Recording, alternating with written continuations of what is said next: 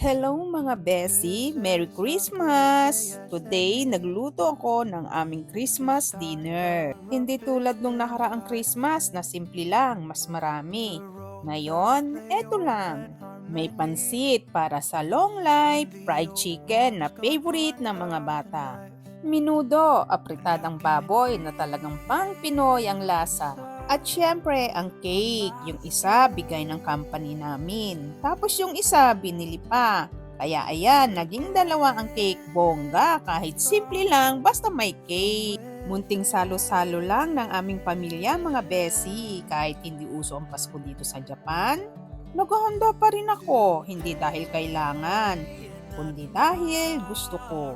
Ginagawa ko ito lalo na para sa mga bata, para maramdaman nila na kahit nasa ibang bansa kami, buhay pa rin ang pagmamahal at buhay pa rin mga alaala ng pagiging Pilipino.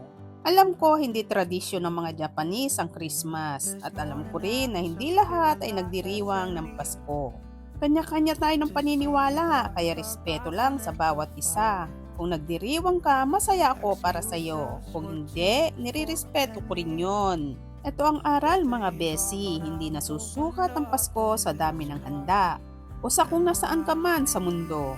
Ang mahalaga, may pagmamahal sa hapag, may pasasalamat sa puso, at may respeto sa paniniwala ng bawat isa.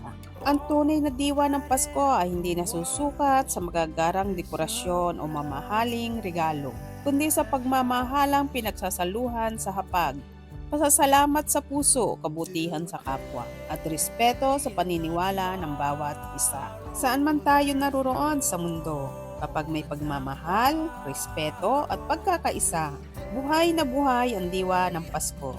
Salamat po sa panunood mga Kagris TV. Huwag kalimutan i-like, i-share at mag-subscribe.